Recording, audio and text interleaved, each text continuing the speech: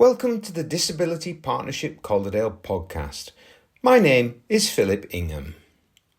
In this edition, I travelled to Slaithwaite, near Huddersfield, to visit Experience Community, an organisation that specialises in helping people with disabilities get out into the great outdoors. I was welcomed by Ione and Amy, and we talked about some of the many ways Experience Community go about this.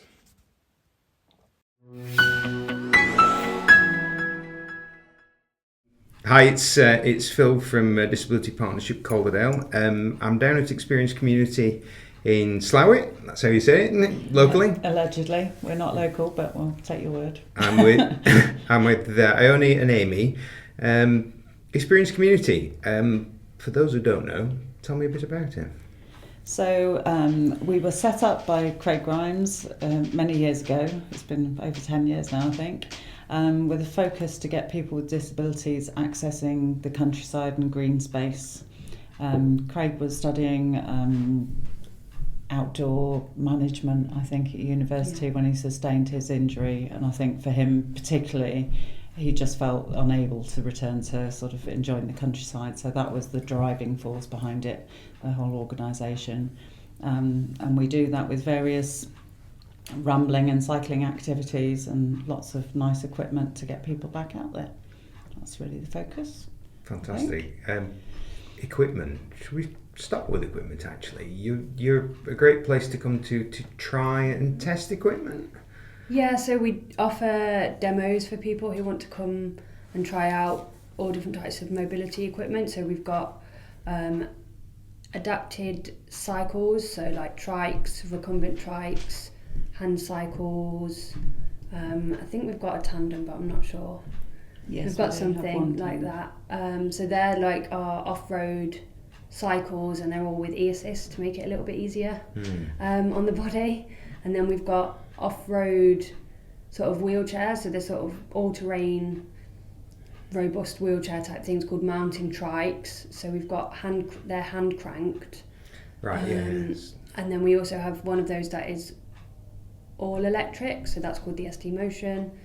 And then we also have wheelchair clip-ons, so for people who are manual wheelchair users, they're sort of front attachments that you clip onto your chair that can sort of turn them into electric wheelchairs, so you can sort of go for longer distances, or you can get over slightly better and more difficult terrain.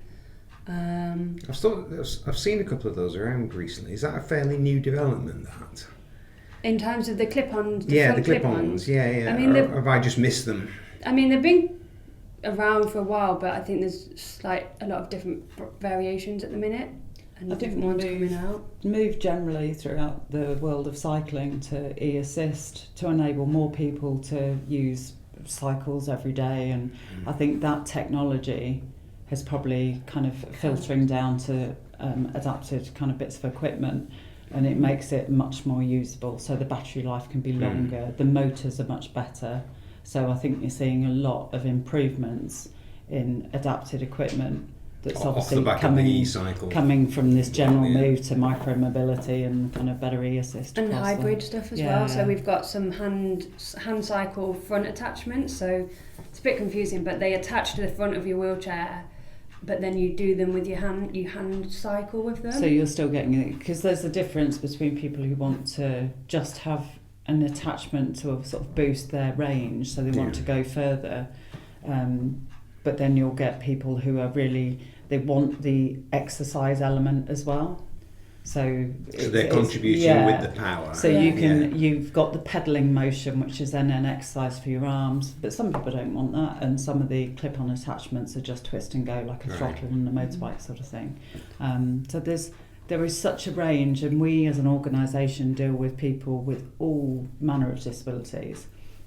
So part of the challenge for us every day when we're doing a cycling session, for example, is you don't know who's going to come in through the door and what they've got going on that day. So you're taking fairly standard hand cycles, but you might be dealing with somebody post-polio with leg length discrepancies, or maybe a neurological condition where you've got weakness on one side and not the other. So you're then having to kind of make sure that particular bit of equipment meets their needs, and doing a bit of prep work sometimes to actually kind of adjust it and fit things, or use extra bits of padding and strapping to kind of... So it's interesting. And with the mountain trikes that Amy had talked about there, they're hand cranked, but you have, on one of the crank arms is a steering mechanism, so it basically the top of the crank moves to the left and right.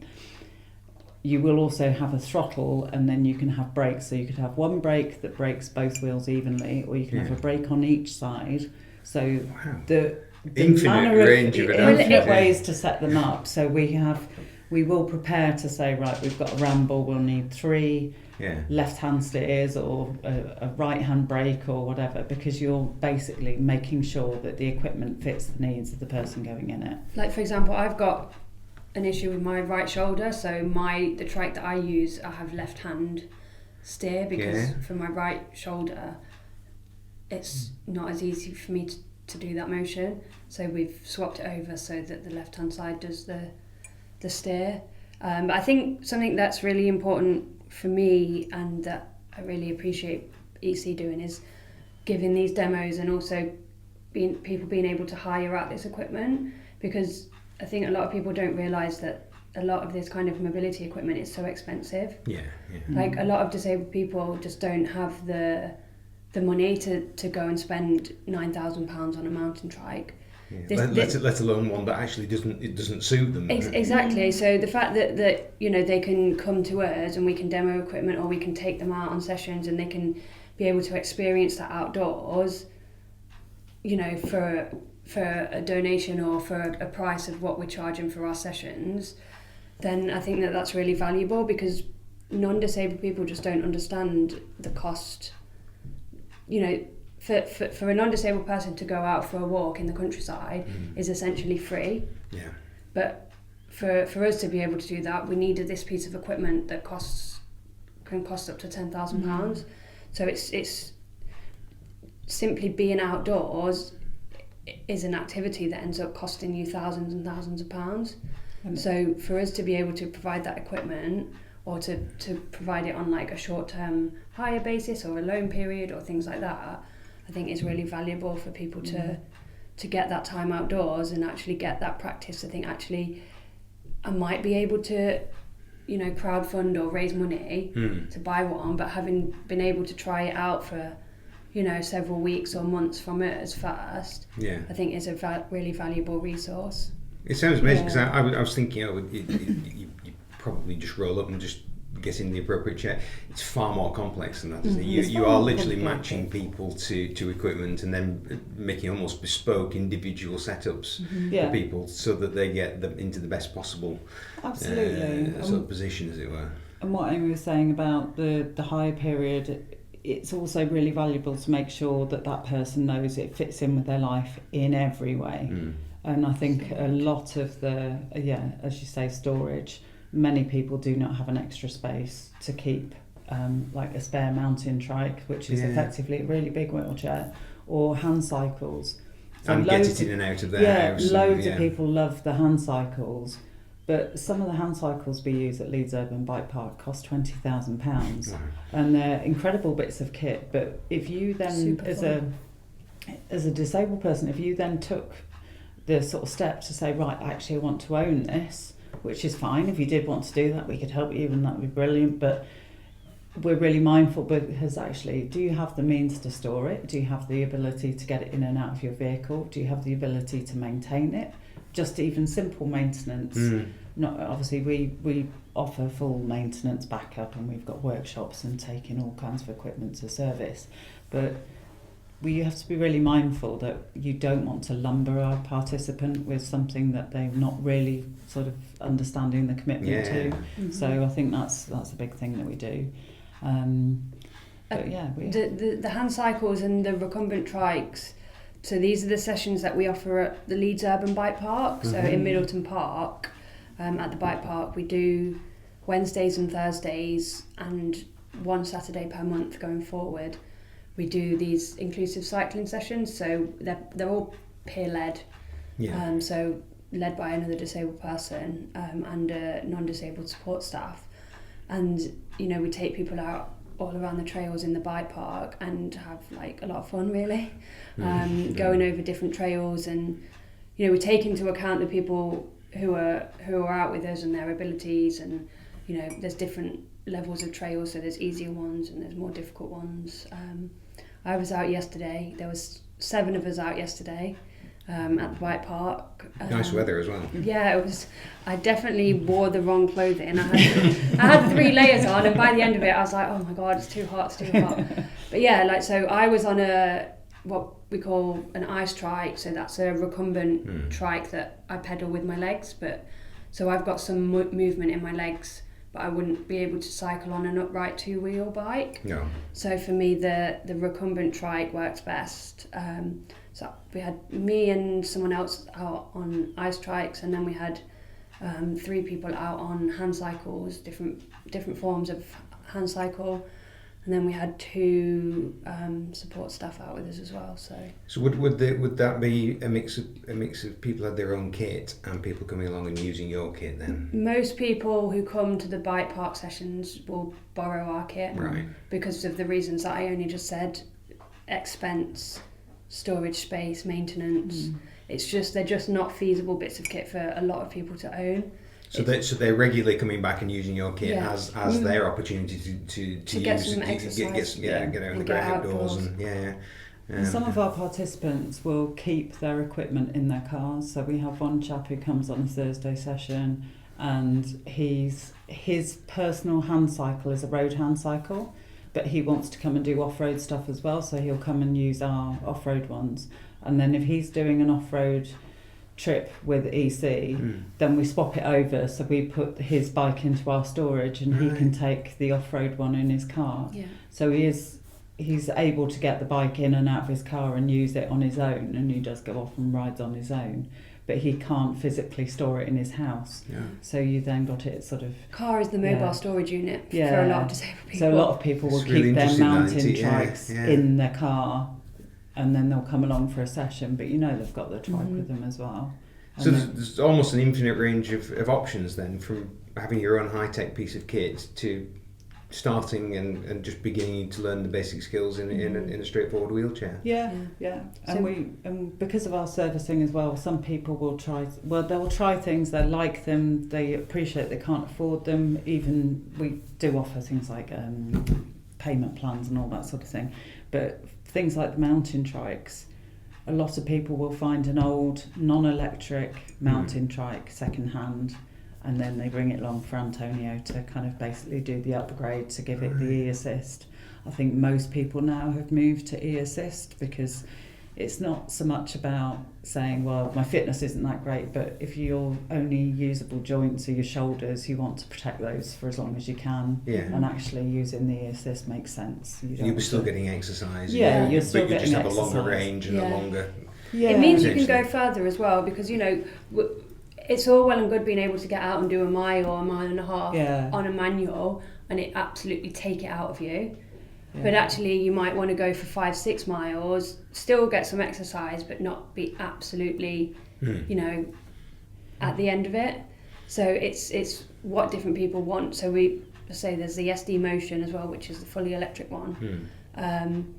But, you know, people do want to get out for the full day, and people do want to get out for 5, 6, 7 miles. So having the assist allows them to do that as well, rather than be sort of limited to how far you can go on a fully manual one. And I suppose the e-assist of the mountain trikes, the wheelchairs, is slightly different because the crank arms are almost like a sort of a ratchet, as it were. If you look at the wheels, it's pretty much all bike components. So you're pushing through the drive chain of each wheel when you push forward, and you might get to something like a steep slope or a bit of an obstacle. They've got 24-inch wheels, like mountain bike wheels, so they will go over most things. But you might need more of a boost to get over them. Because there's no gearing, I guess. They're not geared. Like a single gear, is it? Right? But the e-assist on a mountain trike is not like a pedal assist on a bike, so it's not boosting you as you're actually using the ratchets. You've got a throttle that will then power the back wheel. It's a separate component. So it's like a separate it's a separate motor from Amazing. the thing that's powering your. Can you see what it is? Ione's the bike woman. She knows about all the bike stuff. I'm just like, oh yeah, it's a fun thing that I can sit on and do stuff. Like she's like, oh yeah, but you know that chain links to that bit, and I'm like, okay, then you do you. Yeah. But I'm just gonna like take it out and hopefully. So there's the techies amongst you, and then there's the I want to get out in the great outdoors and have a blast in the sun. See what the equipment can do and how far I can push it or. I pretty not much push it, say so to speak. most of the able-bodied support staff, myself included, are cyclists, or we've got a lot of cyclists, climbers, outdoorsy and people. type people. But all of us have got quite a good understanding of bike mechanics, which invariably is really useful if something goes wrong, because if we have to do, say, like a bit of maintenance on a trail, you've got a person that you can't necessarily get out of that piece of equipment, and you've got to be able to kind of look at it and think, how do I fix all this? A bit of cycling background is going to give you a rough idea of what's what, whether it's a puncture or a chain. And that is a big bonus to all our activities, is that somebody can come along and know that they're in an environment where their physical needs and their kind of the actual equipment needs are all met. And whilst people have their own equipment, like mountain trikes, they will come along to our rambles because they know that actually they're well supported. It's about having that community. It's in the name, experience community. So it's about having experiences but also being part of a community. And the great outdoors is generally enjoyed more as a group activity anyway, isn't it? I mean, mountain bikers, hikers, whatever climbers, they tend to go off in bunches, and they tend to live in, have their own little tribes of friends, etc. I think like what we're also trying to do at the minute is to sort of say to people that they might think that the outdoors is not for them, or it's not for them or accessible for them anymore, and we're sort of here to say, actually, if it is something that you want to be able to achieve and you do want to try, then it can be done, and we are here to help you. And I think as well, maybe trying to encourage maybe people who hadn't had that previous outdoor experience and they're not super into the outdoors, actually trying to present the outdoors as something enjoyable for new people to try out as well. It's it's as much for them as anybody else. I think one of the other things that we've got that we're working on at the moment is we have a lot of funding from the Motability Foundation, and that's part to boost active travel. So as part of that kind of remit, we're starting right from the beginning of wheelchair skills. So you're reaching out to anybody and everybody who's may have been a wheelchair user for a long time or has just come into being a wheelchair user, helping them develop their skills to face many of the common obstacles. So be it sort of steps, curbs, gravel, whatever, anything we can to boost their independence. Why would they not have done that before? Do you find that people tend to use wheelchairs in quite a bolted down way? You just don't get given those skills. Like you might get a wheelchair through NHS services, or you might have bought one privately, whichever route you've gone down. But that's it. You just get a wheelchair. And not only do you not get the support, so many people come to our wheelchair skills sessions and they're reporting that they've finally got their chair through wheelchair services, and they've been told, do not take it on gravel, do not take it off-road. So that's not even not instilling confidence, that's already putting up these barriers. You're to feeling sort of like say, you're breaking the rules by... This is not your space, do not go beyond tarmac, because you are not allowed to do that. And actually what we're doing with wheelchair skills, we do 6-week courses, and you take people through, and again it's a brilliant sense of camaraderie, and we've had people come along and they'll be like, well, I know everything, I just want to know how to get up a curb. But actually spending time with other people, and somebody else might say, well, actually I have a problem with this. Oh, I do too, now you mention it. And it's that again, so there's learning from your peers as well. And so it's a brilliant community space to be able to sort of talk about how other people tackle problems and what problems they're facing. And then by the end of it, we invite them to come along to the bike park and to try mountain trikes and cycles. And that's a brilliant, that sort of feeds into kind of boosting the independence, boosting what's available to them. And we're also able to do active travel buddy sessions. So it might be. So we had somebody recently who lives in Scunthorpe, and she wanted to be able to go into town, but she saw all these barriers to actually going in, and to the point where she was like, I've not been here for ages, for so long. And then we were able to go around and sort of get her to sort of face the barriers that she perceived, give her kind of ways to sort of tackle them. And then we've tasked her with getting a bus pass, because she was saying actually, like, she was becoming more conscious now about travel costs using a car all the time. I said, well, you get your free bus pass. And she was like, oh, not been on a bus. I was like, right, that's her next task, is getting the bus pass, and we'll do more. We did go on various buses and things, but yeah, just boosting that. And she would be somebody that would portray as, actually, I'm confident in a wheelchair and I know what I'm doing. But you still find that people have these barriers that they just think, oh, that's not for me, I'm not going to do that. Probably not even aware it's a barrier, they've just sort of set themselves just shelved a it. limit. No, that's not for me. We can sort of help plan an accessible route and like walk through that route with you. So if it's maybe something that a route that you might do regularly, say to your friend's house or to school or to work or something, that you'd actually think, actually it's only half a mile, but, or, you know, 3/4 of a mile or a mile or whatever, but I've never been able to feel as though I can do that without driving, but you've wanted to, then we can sort of work with you there and plan a route and walk through it with you several times, so you've got that confidence to then go out and be able to do that on your own and not feel like you have to rely on the car. Because for a lot of disabled people, they say that we're door-to-door car users.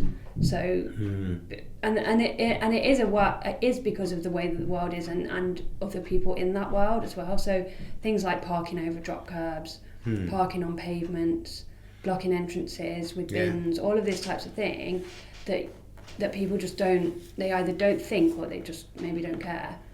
There's a lot of ignorance, isn't there? Just people can't see beyond the end of their own nose. So you might actually be creating a problem for somebody else. If we can work with the disabled person or their individual or the family that you know they're in, and help them to be able to have the confidence and skills to be able to do that, I think it opens up the world a lot more as well.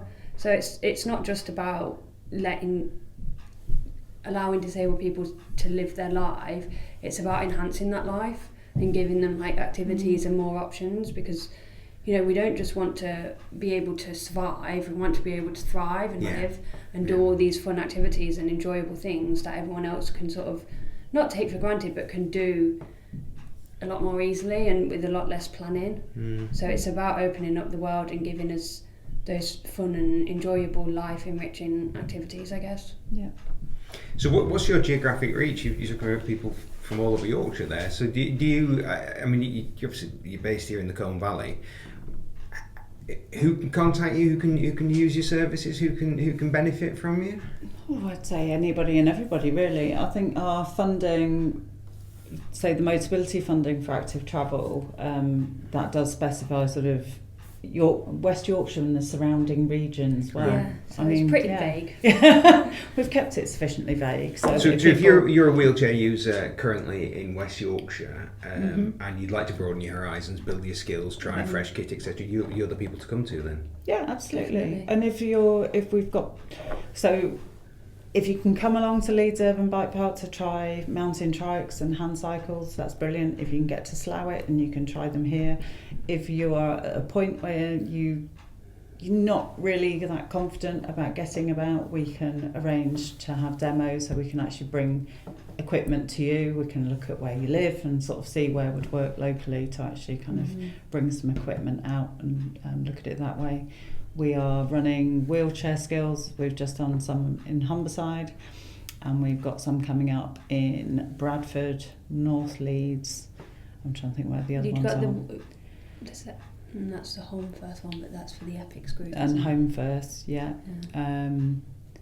But it's also individual, available on an individual basis. So if there was a need, so if there's a group of people who'd like to improve their wheelchair skills and have a space available, our funding is covered. It basically covers our staffing costs and our transport, so we can come anywhere really to deliver sessions for wheelchair skills.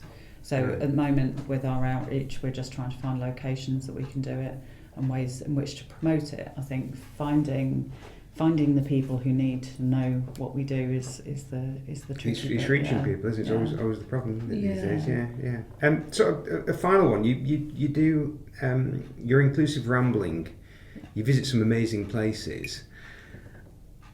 How do those days work? Do people book? Do people have to book to come on them, or do people just turn up? Do you use them for skill development? Are you expecting a certain level of ability at them? How does it work?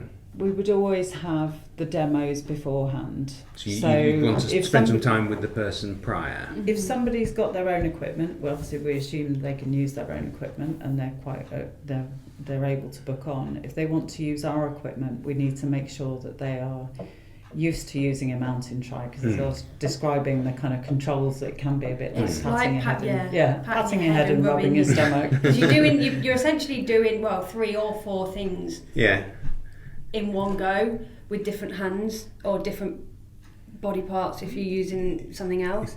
So we basically say you have to have had a demo with us with some of our equipment before coming on a ramble. So the rambles have been recce'd using the mountain trikes, so we can guarantee that they're accessible for that form of equipment. So we say to people, if you're going to be coming on your own equipment, to contact us prior, and we can say actually we do think it's appropriate or it's not accessible for that equipment. But we will then say if the equipment you've got or you don't have any of your own equipment, come for a demo with us on the mountain trike, or we'll bring a demo for you. We'll have a demo and then you can come on make an informed ramble. decision as to which one. Yeah. So which is the most extreme venue you go to and the longest distances you go to? You go around on a ramble? On a ramble. I'm trying to think which one's the most extreme. Well, this week's was pretty not extreme, wasn't it? We went to the Harlow Car. Harlow Car in Harrogate, so that was more of a kind of It's chiller a Royal vibes. Was it Royal Yeah, Horticultural it's an Society NHS garden? one, But yeah. beautiful garden, yeah. I mean, it was beautiful. But that was lovely, yeah. Our main challenge there was keeping everyone together. It's like scooting off wanting to look at different things. They do, but that's fine. Yeah. like, So reservoir. I was a going lot to say of you go to some of the reservoir reservoirs, ones, and they're quite challenging terrain, aren't they? So Even on Lancet, going up to say North Lancet. America above Lancet, Yeah. that's got some quite steep, rocky sections. Yeah. But again, you're safe. The safety kind of comes knowing that you're well supported and people can spot them coming down. So how many helpers would you have on something like that? So how many participants, how many helpers, and how would the helper setup be? How many of them would actually be wheelchair users themselves? Well, so like this weekend, because it was quite straightforward and easy, there was Craig, our managing director, was leading the ramble. I was supporting him. So I was the only technical, easy, able-bodied support there. I'm trying to think how many people we had. So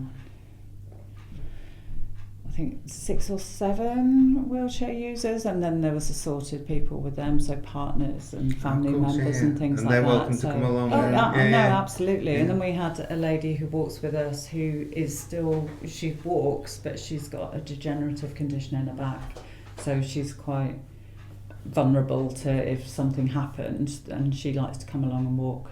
So you can like book a walk-in ticket as well, so you don't have to be. Yeah. So it's just knowing that you're in a supportive group, that if you've got something else to consider, then it's in the best place for you to be, sort of thing. We also have some volunteers as well that work with us. Yeah. So we've got a volunteer that helps run our sessions at the bike park. So she comes out with the people as another sort of support person, and then we have some, she occasionally comes on the rambles to support the rambles as well. So does she walk? Does she cycle? Yeah, so she's a physio. She's a non-disabled, She's, she sort of does it as a side thing to her physio and the Right. support there. So we, depending on the ramble and who's coming, like we have different levels of support. So I only was saying Harlow Car one's pretty standard, so it wasn't such a big deal. But we try to always have the rambles are actually peer led. So the main leader is a disabled person, but we'll always have the non-disabled support staff because we need them. Yeah.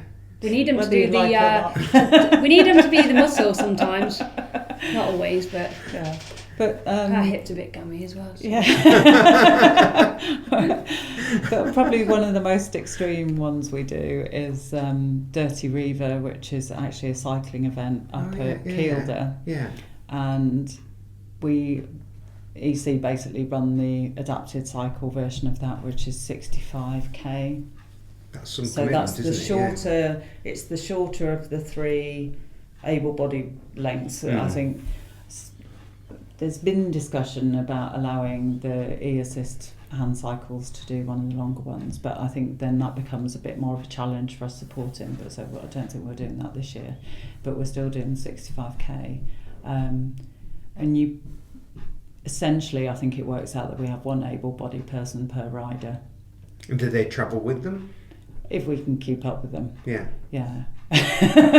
Because their centre of gravity is so much lower. Yeah. So on a descent, They're quite away. often they're a bit more sort of gung-ho than if you were on 2 wheels. Will definitely is. Yeah, and they have the e-assist, so when it comes to going up something significant as well. So they're they've got they're holding all the cards, aren't they? Really? But that really does show the range of abilities that we support there. So we'll have, like Amy was talking about, ice trikes, so the recumbent pedalled bikes, and then we have through to something called a G trike, which we have our G trike set up for a tetraplegic. Right. And we have another chap who's tetraplegic who rides with us, who's got his own G trike. Now that's for somebody whose level of spinal injury means they've got no hand function. Yeah. So he's got enough arm function to pedal, and his hands are strapped to the bar, so he can't move those at all. And then he brakes with a lever under his arm and changes gear by knocking another lever with his elbow. Wow. And as a cyclist, I can't quite get my head around that. Just sounds so much fun. It is a lot of fun. And liberating. And It's a lot of fun. I And mean, that's what it's supposed to be. It's just fun. I mean, I've been involved with the EC for a long time before I actually worked with them. But I think the first trip I did was a residential mountain biking trip in the Peak District. And I was kind of like, oh, what's this going to be like? Actually, it's just like every other mountain bike trip. But the equipment's different, but everybody's the same. It's just you want to go out and ride your bikes. So that's mental chaos, go lot for laughs, it. mud, Yeah, weather, mud, and then Certain and then people, coming back to talk about it all later, relive it all. Yeah. Exactly the same, Again, and that's the goal, isn't it? It's just get out there and enjoy it. certain people will come back muddier than others. But based on their chosen routes. But I mean, yesterday, like when we were out in Middleton Park in Leeds, the group were out, and a lady and her daughter saw us, and we stopped and had a chat, and she was like, oh, my dad's a wheelchair user, how can he come and get involved? So, you know, people see us and they do think actually that is useful for someone I know or so a family member or something. So people are always quite amazed to see us out, I think, even when they, you know, same people see us in Middleton Park, but they're always like, oh, it's just really great that you're able to do that, and like this would be super useful for someone I know. So we said to her, just, you know, Tuesdays, Wednesdays, Thursdays, we're at the bike park, send him up and we'll get him out having some fun. Fantastic, what a great message. Well, listen, I'm overwhelmed by what you do. My brain will be processing that for weeks ahead. Fantastic to hear. Yeah. Really, really inspirational stuff. Thank you both. Thank you. I think we'll be back because I think there's more to talk about. But for the time being, thanks very much. Yeah, Cool. Thanks. Thank you. Cheers.